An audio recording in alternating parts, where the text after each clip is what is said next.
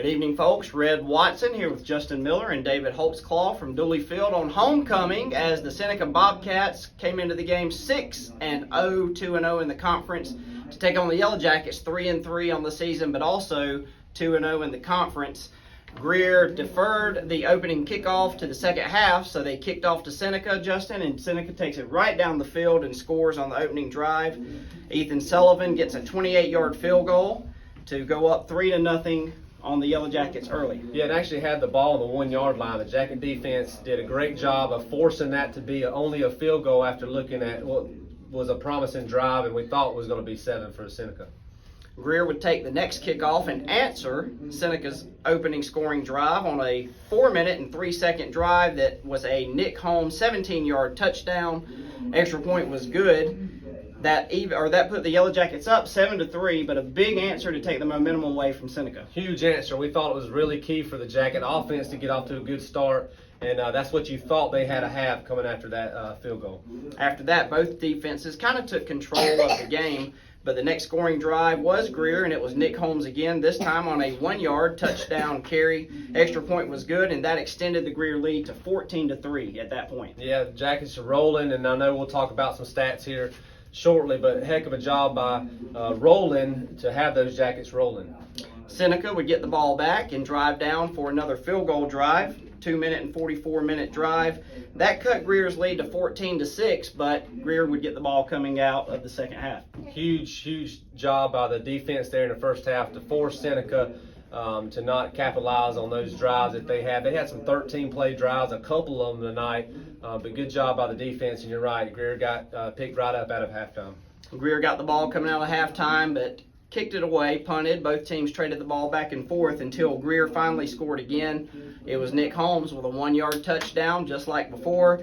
That extended the Greer lead to 21-6 on a 5-minute drive. Huge game by Nick, 125-yard rushing tonight, 3 scores.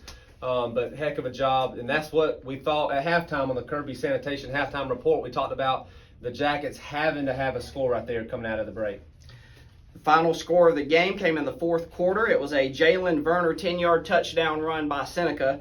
That cut the Greer lead to 21-13, so a one-possession game at that point.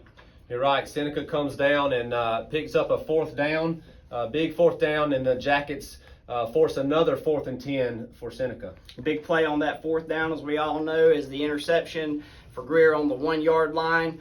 He ran into the end zone, come all the way back out. Thought he might actually return it, but he was knocked out of bounds at midfield, and that was none other than the man of the hour.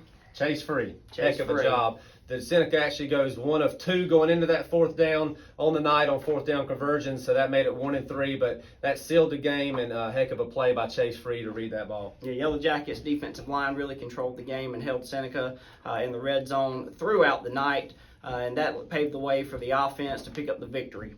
Sims & Carr Financial Solutions players of the game on offense was Nick Holmes. He ended up 22 carries, 125 yards, and 3 touchdowns on the night. He averaged just under 6 yards a carry, and that's about his 4th or 5th time this year over the century mark, and another great game by Holmes.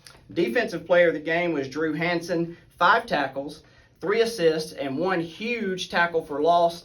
That was a momentum killer for Seneca. Yeah, Hansen we've seen that improvement all year. Van and Satch has been talking about that. That kid is playing, and everywhere I look tonight, he was in on the play. So heck of a job by those two, and Hansen on the defensive side of the ball. Greer picks up the big win tonight to go to 3-0 in conference play, and after tonight's action, Daniel is also the only undefeated team in conference play. So Greer will be on the road this upcoming Tuesday. That's right, not Friday. This upcoming Tuesday, October 22nd, at Pickens, another conference game, and if they can get through that, it's setting up for a big showdown with Daniel coming down the stretch. You're right, having to make up some ground with Hurricane Helene, so we opted to go Tuesday night for that. We did have a bye next week, so we'll be off that Friday, making that game up Tuesday, and then we'll return back home on the 1st of November. Yellow Jackets take the win tonight, 21-13 over the Seneca Bobcats, and take control of Region 2 4A.